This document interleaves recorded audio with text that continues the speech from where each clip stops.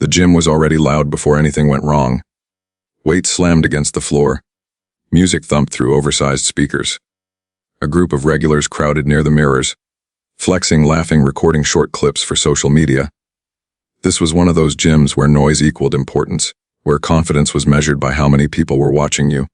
That's when the quiet man walked in. No entourage, no flashy clothes, just jeans, an old jacket, and a calm, unreadable expression. He scanned the room once, nodded politely to the front desk, and moved toward an empty corner near the free weights. Most people didn't notice him at first, and those who did dismissed him just as quickly. "Who's that guy?" Someone muttered. He warmed up slowly, methodically, ignoring the stares. His movements were controlled, almost deliberate, like someone who didn't feel the need to prove anything. That alone seemed to irritate the group nearby. One of the louder gym members smirked. "Man, this isn't a rehab center," he said, just loud enough to be heard. Laughter followed. The quiet man didn't react. He adjusted his grip and continued. That only made it worse. A trainer wandered over, arms crossed, eyes full of judgment. "Hey," he said sharply, "you're doing that wrong. You're gonna hurt yourself." "I'm fine," the man replied calmly, his voice low, respectful. The trainer scoffed. "Yeah, you don't look like you belong here. This isn't a beginner gym." Phones started coming out. A few people whispered, others pointed. The manager noticed the growing attention and walked over, already annoyed. "What's the problem?" he asked. The trainer gestured dismissively. "This guy? He's slowing things down, making people uncomfortable." The manager looked the man up and down, then smirked. "Sir, we take this place seriously. If you can't keep up, maybe this isn't the gym for you." Still, the man didn't raise his voice. He didn't argue. He simply stood there, calm amid the noise. "I'm not here to cause trouble," he said. "I just want to work out." That sentence should have ended it. Instead, it lit a match. The laughter grew louder. Someone called out, "Maybe try yoga, old man." Another joked about recording him for content. The humiliation became public, intentional, and through it all, the quiet man stayed exactly the same. No anger, no fear, just patience. What no one in that room understood, not the trainer, not the manager, not the crowd recording on their phones, was that the man they were mocking wasn't weak, wasn't lost, and wasn't ordinary. They were standing inches away from Steven Seagal, and in just a short time, every single person in that gym was going to wish they had stayed silent. The gym wasn't just a place to work out, it was a stage. Every wall was lined with mirrors, not for form correction, but for admiration. People checked their reflections between sets, adjusting posture, rolling shoulders, making sure they looked powerful. Here, strength wasn't just about muscle, it was about presence, about being seen. This gym attracted a certain type of crowd. Influencers filmed workouts under perfect lighting. Regulars claimed unwritten ownership of equipment. Trainers walked around like minor celebrities, barking instructions loud enough for everyone to hear. If you were respected here, it wasn't because you were disciplined. It was because you were loud. At the center of it all was the gym manager. He moved through the room like a general inspecting troops. Designer shoes, branded jacket, head held high. He believed authority meant control, and control meant reminding people who was in charge. Staff jumped when he spoke. Members laughed at his jokes, even when they weren't funny. To him, this gym was his kingdom. That's why the quiet man stood out so much. He didn't look impressed. He didn't look intimidated either. He simply chose a corner away from the mirrors and placed his bag down neatly. No filming, no stretching for attention, just preparation. The contrast was obvious and unsettling. A pair of regulars watched him closely. "He looks lost," one whispered, "probably snuck in on a guest pass." The other replied. The quiet man picked up a pair of weights and began his routine. Nothing flashy, no exaggerated movements, just slow, controlled repetitions. His breathing was steady, his focus inward. That kind of calm didn't fit here. A trainer nearby frowned. From a distance, the man didn't look strong enough for the weight he was lifting. At least, not by the gym's visual standards. No bulging veins, no dramatic strain, just control. The trainer walked past, shook his head, and muttered something under his breath. Word spread quickly. People started paying attention, not out of respect, but curiosity mixed with judgment. A few whispered comments turned into quiet laughter. Someone nudged their friend and pointed. Another pulled out a phone, pretending to scroll while angling the camera just enough. The manager noticed the shift in energy. He didn't like disruptions he didn't control. He approached the group, listened briefly, then looked toward the quiet man. His eyes narrowed. Not because of anything the man had done, but because of what he represented, someone who didn't play by the gym's unspoken rules. This place rewarded dominance. The quiet man showed none. The manager sighed and adjusted his jacket. Unbelievable, he muttered, already irritated. From his perspective, order mattered more than fairness. Image mattered more than intent. And anyone who threatened the image, even unintentionally, became a problem. Meanwhile, the quiet man continued his workout, unaware or unconcerned with the attention building around him. He wiped his hands with a towel, took a sip of water, and moved to the next exercise. No eye contact, no reaction. That silence frustrated people more than defiance ever could. A louder member scoffed. Why does he act like he owns the place? The irony of that sentence hung in the air, unnoticed. What no one seemed to understand was that confidence doesn't always announce itself. Sometimes it's subtle. Sometimes it's earned over decades, not flexed for a camera. The quiet man wasn't trying to fit in. He wasn't trying to impress. He wasn't trying to compete. He was simply there, grounded, patient, unbothered. And that made everyone else uncomfortable. Because when someone doesn't seek validation in a room built on ego, it forces others to confront their own need for approval. The manager stopped a few steps away and watched for a moment. He expected nervousness, hesitation, maybe an apology. He got none. That was when he decided he wouldn't ignore the situation anymore. Not yet, but soon. Because in his mind, respect had to be enforced, and the quiet man. He had no idea that this gym, this crowd, and this manager were about to expose exactly how fragile their sense of power really was, especially when faced with someone like Steven Seagal. The tension was no longer subtle, it was building. And the moment it finally broke would change everything inside that gym. Have you ever been judged the moment you walked into a room, before anyone even knew who you were? The moment didn't explode all at once. It crept forward quietly, like tension stretching a wire until it was ready to snap. The trainer, who had been watching from a distance, finally stepped in front of the quiet man. He didn't ask permission. He didn't lower his voice. He spoke the way people do when they want an audience. Stop, he said sharply. You're doing that completely wrong. The quiet man paused mid-set and slowly lowered the weights. He looked up, calm and attentive, as if he were listening to a suggestion rather than an accusation. I've been doing it this way for a long time, he said evenly. The trainer laughed, not politely, dismissively. Yeah. Well, it shows. You're gonna hurt yourself or worse. Embarrass the gym.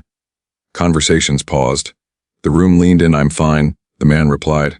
I know my limits. That answer didn't sit well. The trainer straightened up and raised his voice. This isn't some garage gym. People come here to train seriously. If you can't keep up, maybe you should move somewhere else. A few people chuckled. Someone near the mirrors shook their head. A phone camera lifted a little higher. The quiet man stood up slowly, wiping his hands with a towel. He didn't rush. He didn't show irritation. That restraint only fueled the mockery. Look at him, someone whispered. He thinks he's special. The gym manager noticed the crowd forming and walked over, already annoyed that attention wasn't on him. He surveyed the scene quickly and came to a conclusion without asking a single question. What's going on? He demanded. The trainer pointed. This guy won't listen. He's doing his own thing. It's distracting. The manager turned to the quiet man, eyes scanning him from head to toe, the worn jacket, the simple shoes, the lack of branding. His expression hardened. Sir, he said coldly, we have standards here. I'm following them, the man replied calmly. The manager scoffed. You don't look like it. That was the line that shifted the room. A few people laughed out loud. One voice called from behind, maybe try a senior center. Another joked about tagging the video with a caption. Still, the quiet man didn't react. I paid for my membership, he said. I'm not bothering anyone. The manager shook his head slowly as if disappointed. This isn't about money. It's about image. Then, deliberately, he gestured toward the door. If you can't train properly, you should leave. The silence that followed was heavy. Not because anyone disagreed, but because everyone was waiting to see what the quiet man would do. Would he argue? Would he snap? Would he embarrass himself further? Instead, he did something no one expected. He smiled just slightly. Sometimes, he said, voice steady, people confuse noise with strength. The trainer rolled his eyes. That's enough. You want to act smart. Prove it. That sentence hit the room like gasoline. Yeah, someone added. Show us. Phones came up openly now. No one bothered to hide it. This wasn't concern, it was entertainment. The manager hesitated for a brief moment, then nodded. He liked challenges. He liked dominance even more. Fine, he said. One set. If you fail, you're out. The quiet man looked around the room, at the faces waiting for him to slip, to struggle, to confirm their assumptions. Then he nodded once. No speech. No theatrics. He stepped forward, adjusted his stance, and placed his hands on the weights. His posture changed subtly but unmistakably. The calm was still there, but now it felt different. Focused. Grounded. The room quieted. He lifted, not explosively, not dramatically. Just clean, controlled motion. Every movement precise. No shaking, no wasted effort. Whispers began. That's heavier than it looks. Wait, how is he doing that? The trainer's smirk faded. The manager's arms slowly dropped from their crossed position. The quiet man finished the set and gently lowered the weights, as if placing something valuable down. He exhaled, wiped his hands again, and looked up. That's my warm-up, he said softly. The silence was absolute. No laughter, no clapping, just disbelief. The manager forced a laugh that fooled no one. Beginner's luck, he said, but his voice cracked. The quiet man met his eyes, not with anger, not with pride, but with something far more unsettling. Certainty. What they still didn't understand, what they couldn't yet accept, was that they weren't dealing with a hobbyist, or a pretender, or someone desperate for approval. They were standing in front of Steven Seagal. And the humiliation they had just served him, it was about to come back multiplied, not through violence, not through shouting, but through truth. And truth, once revealed, leaves nowhere to hide. For the first time since the quiet man walked in, no one spoke. The weights rested on the floor, perfectly still. The music continued playing overhead, but it felt distant now, like background noise from another place. The phones that had been raised for laughter stayed frozen in the air, their owners unsure whether to keep recording or slowly put them away.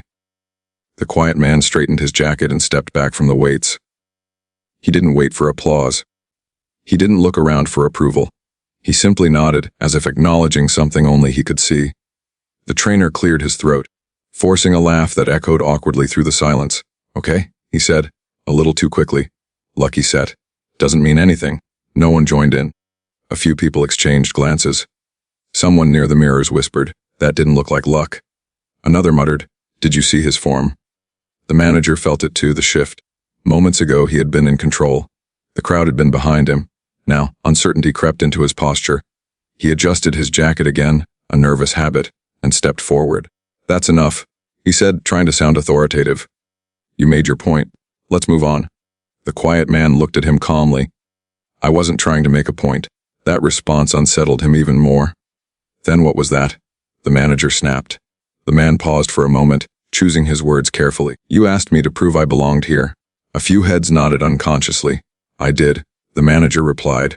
And you're still disrupting my gym. The quiet man met his gaze. Not challengingly, not submissively, just directly. Respect shouldn't depend on performance, he said. Especially in a place meant for discipline. The trainer scoffed again, but this time his voice lacked confidence. Don't turn this into a lecture. I'm not, the man replied. I'm done. He picked up his towel and bag, slung it over his shoulder, and began walking toward the exit. That's when the murmurs started. Wait, is he leaving? Why would he just walk out? Did we mess up? A woman near the front desk frowned, squinting as if trying to place a memory. An older trainer, who had stayed silent the entire time, straightened slowly, eyes narrowing with recognition. No way, he whispered. The quiet man reached the doors and pushed them open. For a brief moment it felt like the story was ending too soon, like the crowd had missed something important without realizing it. Then the sound came from outside.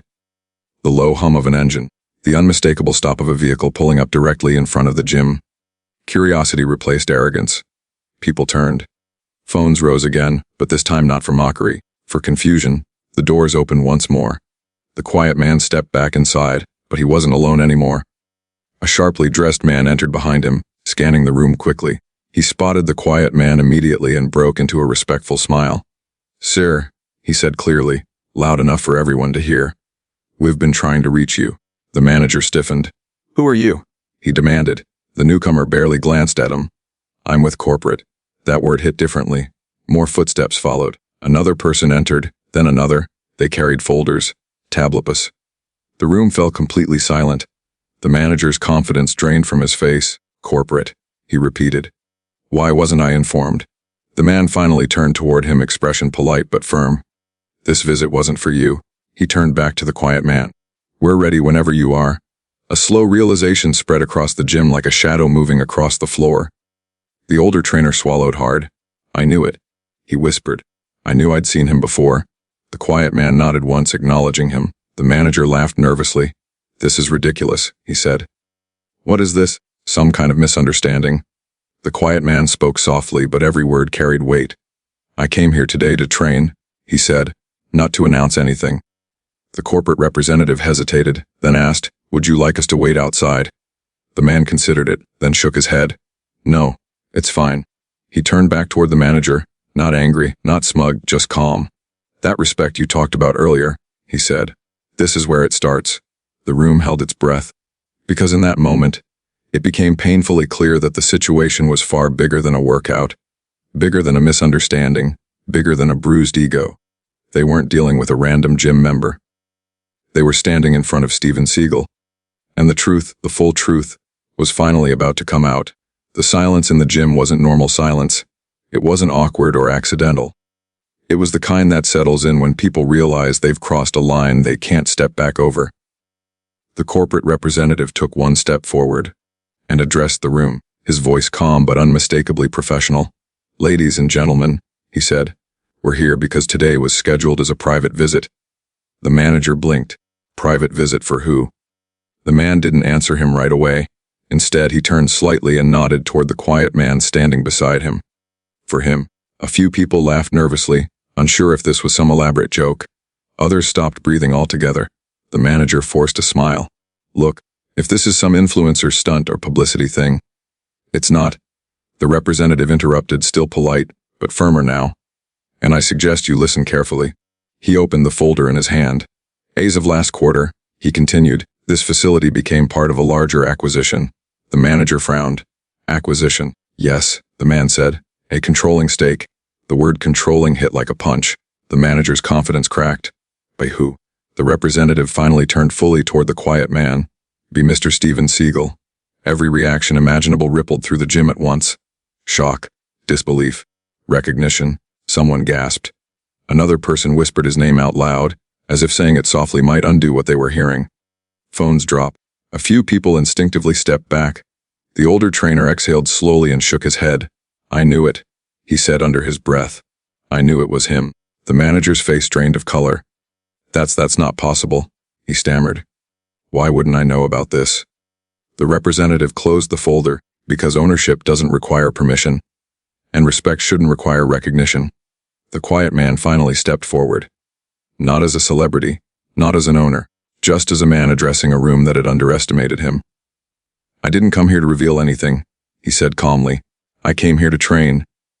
He looked around at the trainers, the members, the cameras that had once been pointed at him for ridicule. But I was reminded of something important today. He continued, how people treat others when they think it doesn't matter. No one spoke. The manager swallowed hard and took a step forward. Mr. Seagal, I had no idea who you were. If I'd known. The man raised a hand gently, stopping him. That's exactly the problem, he said. You shouldn't need to know. The words landed heavier than any insult. You judged me by how I looked, he went on, by how loud I was, by how much attention I demanded. He glanced at the trainer who had mocked him earlier.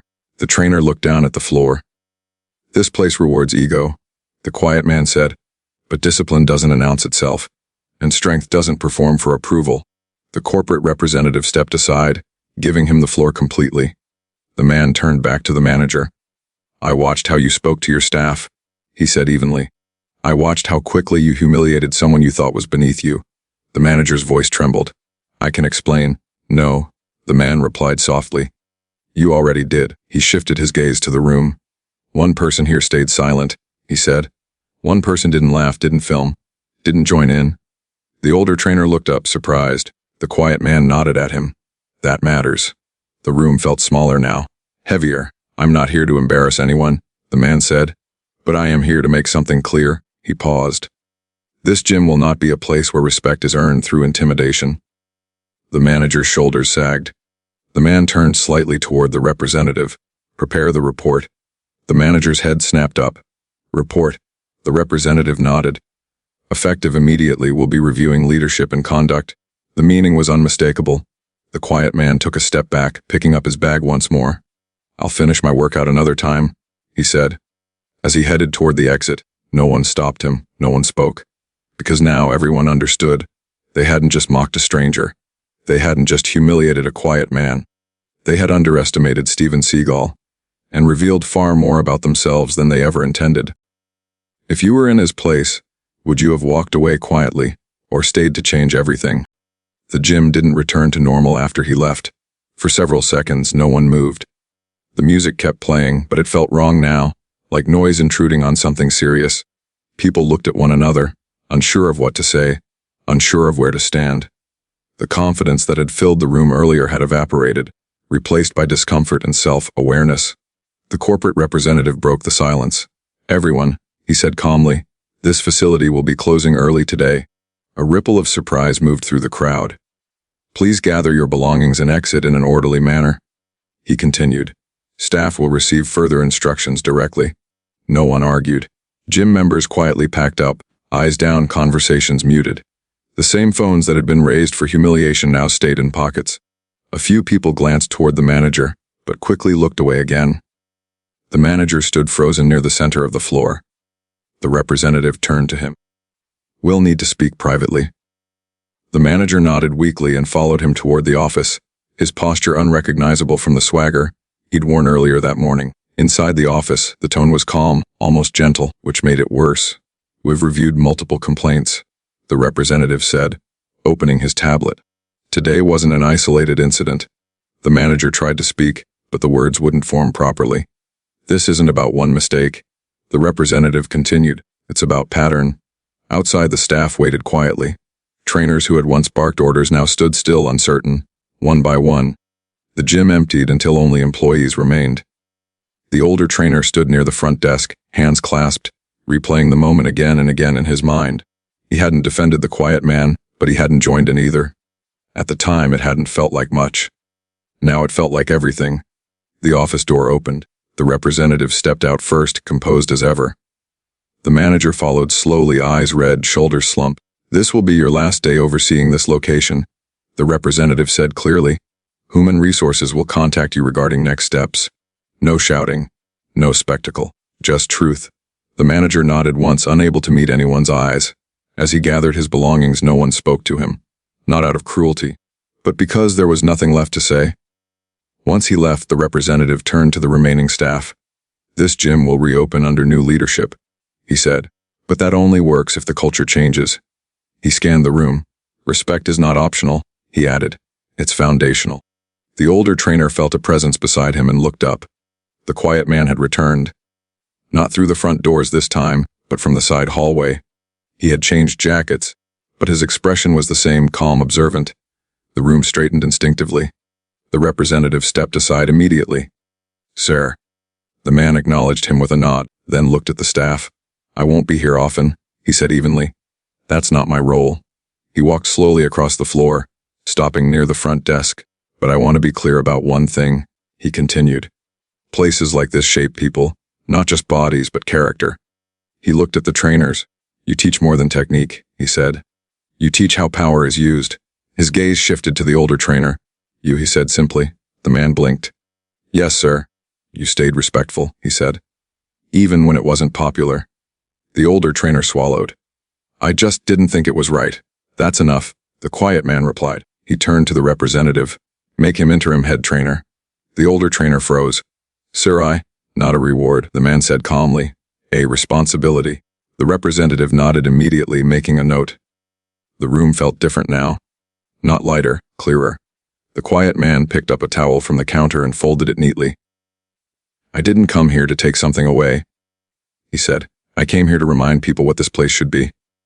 He glanced once more around the gym, at the mirrors, the weights, the empty floor where arrogance had once echoed loudly. "Strength without humility is fragile," he said. "It always breaks." No one interrupted. No one needed to. He turned and walked toward the exit again, this time without drama, without witnesses crowding him. Just a man leaving a room better than he found it.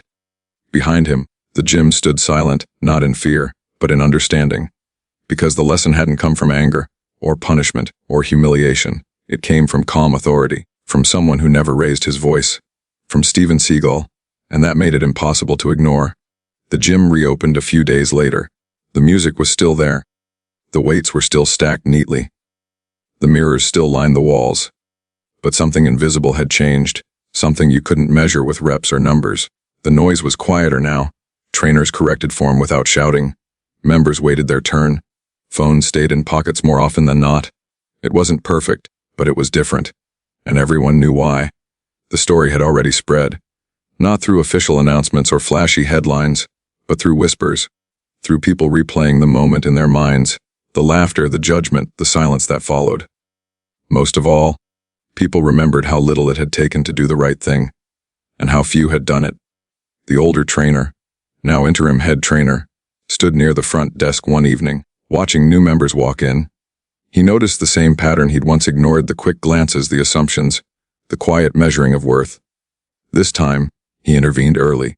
"Welcome," he said warmly. "Take your time. Let me know if you need help." It wasn't dramatic, but it mattered. Because respect doesn't usually fail in big moments. It fails in small ones. The quiet man never returned during peak hours. He didn't need to. His presence had already done its work. The lesson he left behind wasn't about strength, fame, or ownership. It was about restraint. About how real confidence doesn't demand attention. How true power doesn't humiliate.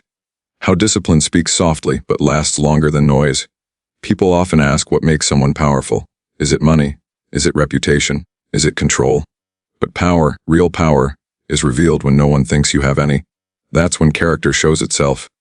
In that gym, the loudest voices had failed the test. The strongest-looking people had revealed weakness. And the quiet man, the one no one bothered to respect, had shown the most control of all.